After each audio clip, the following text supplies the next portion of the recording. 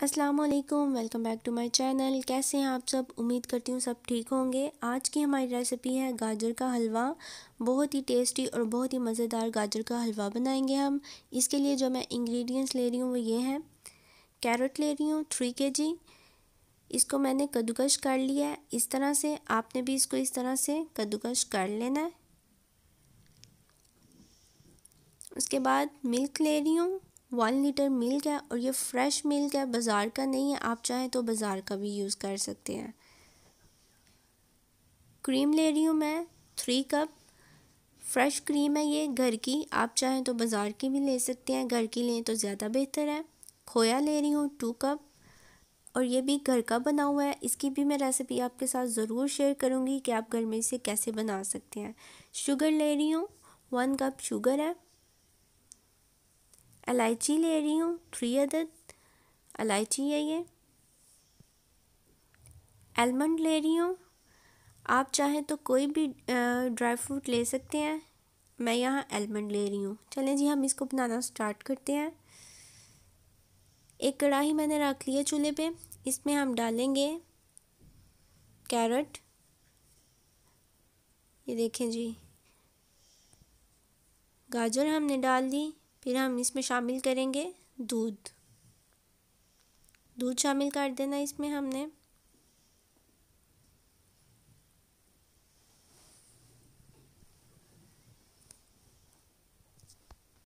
दूध शामिल करने के बाद हम इसे पकने के लिए रख देंगे। इस तरह मैं इसको ढाँप दूंगी और पकने के लिए छोड़ देंगे। तकरीबन 10 मिनट बाद इसको मैं चेक करूंगी। दूध देखें पकना शुरू हो गया है। चूल्हे की आंच हमने मीडियम रखनी है, ज़्यादा तेज़ चूल्हे की आंच ना रखें। और 10 मिनट बाद इसको या 5 मिनट बाद ज़रूर हिला लें ताकि ये नीचे ना लगे। ये देखें इसमें दूध अभी बहुत ज़्यादा है, हमने दूध को पकाना है अच्छी तरह से। हमने दूध को खुश्क करना है इसके अंदर।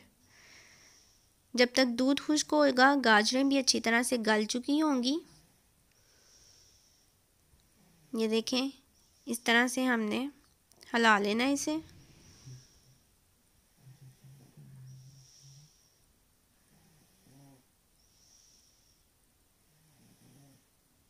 दूध को हमने अच्छी तरह खुश्क करना है, साथ साथ मैं इसको हिलाती जा रही हूँ। ये देखें, और इस तरह साथ साथ चेक करती जा रही हूँ कि इसमें दूध कितना है। इसको मैं पकने के लिए फिर छोड़ दूँगी ताकि गाजरें भी अच्छी तरह गलें और दूध भी जल्दी खुश्क हो जाए। तकरीबन 10 मिनट बाद मैं इसको दोबारा चेक करूँगी। दोबारा से हम इसमें इसको हिलाएंगे अच्छी तरह से ताकि नीचे ना लगे गाजरें। ये देखें तकरीबन दूध का तीसरा हिस्सा जो है वो खुश्क हो चुका है और एक हिस्सा दूध जो है वो बाकी है। 3 हिस्से दूध खुश्क हो चुका है।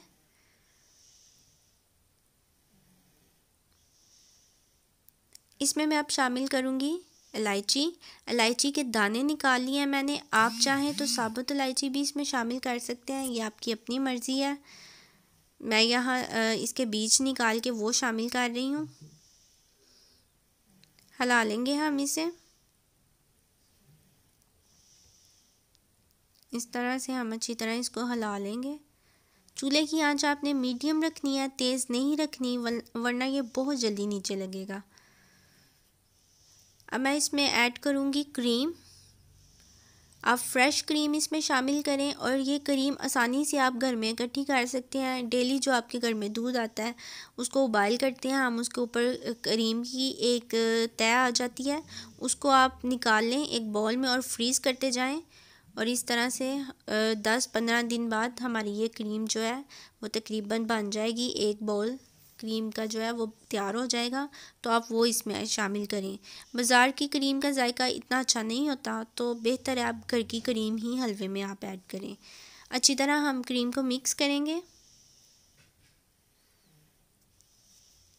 और क्रीम को हमने मेल्ट करना है। ये देखें क्रीम ने जो दूध है वो छोड़ना शुरू कर दिया है। इसको भी हमने खुश्क करना है। पकने के लिए छोड़ दूँगी मैं इसे।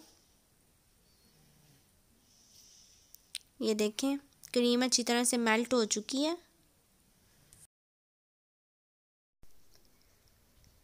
ये देखें क्रीम मेल्ट हो चुकी है।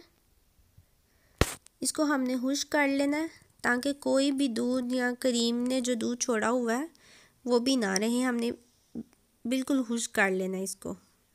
इसमें मैं साथ ही ऐड कर दूंगी जी शुगर आप अपने टेस्ट के हिसाब से ऐड करें। कुछ लोगों को मीठा ज़्यादा पसंद होता है, कुछ को नॉर्मल पसंद होता है, कुछ को कम होता है, तो आप अपने हिसाब से ऐड करें।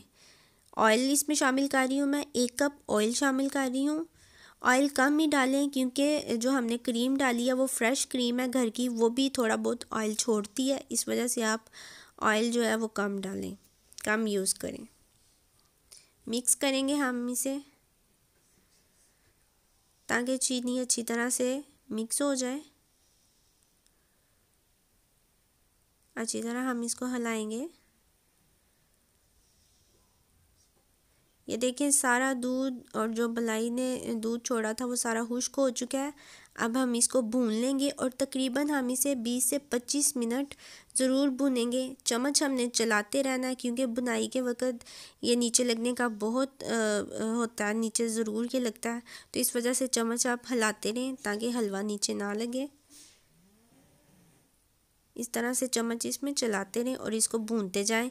चूल्हे की आंच आप मीडियम रखें, ज़्यादा तेज़ चूल्हे की आंच ना रखें। इस तरह हम इसको हिलाते जाएंगे।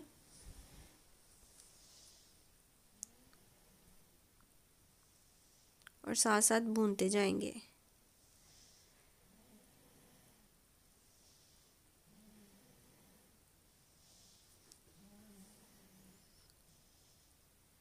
आराम आराम से आप इसे भूनें। तकरीबन इसको 20 से 25 मिनट भूनने में ज़रूर लगेंगे। इससे ज़्यादा भी लग सकते हैं मगर इससे कम आप ना भुनें।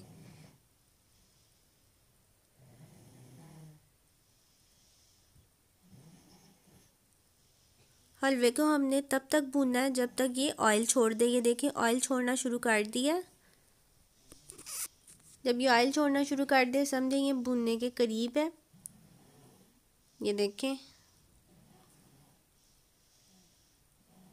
ऑयल छोड़ना शुरू कर दिया है।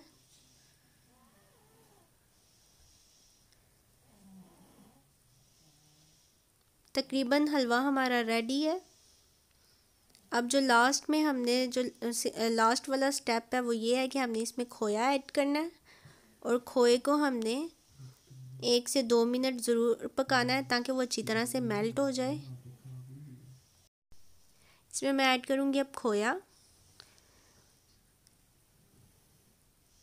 ये घर का खोया है इसलिए हमने इसको 1 से 2 मिनट जस्ट इसको सिर्फ मेल्ट करना है।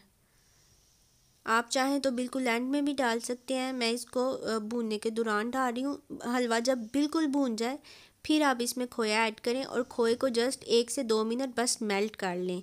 और चूल्हे की आंच यहाँ मैंने बिल्कुल स्लो कर दी है, 0 आंच है चूल्हे की।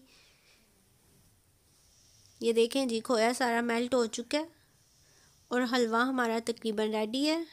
ये देखें आप, चूल्हे की आंच मैं बंद करूँगी जी। एक बाउल में हमने निकाल लिया इसको और इसके ऊपर बादामों के साथ मैं डेकोरेशन करूँगी। आप चाहें तो कोई भी ड्राई फ्रूट ऐड कर सकते हैं, पिस्ता ऐड कर सकते हैं, गरी ऐड कर सकते हैं या बादाम, जो आपका दिल चाहे वो जो भी अवेलेबल हो वो आप डाल सकते हैं। इस तरह से मैं डेकोरेशन कर लूँगी। आप चाहें तो अपनी मर्ज़ी से इसकी डेकोरेशन कर सकते हैं, जिस तरह आपका दिल करता है उस तरह आप इसको डेकोरेशन कर लें इसकी। बहुत ही मज़ेदार सा हलवा हमारा रेडी है, ये देख सकते हैं आप।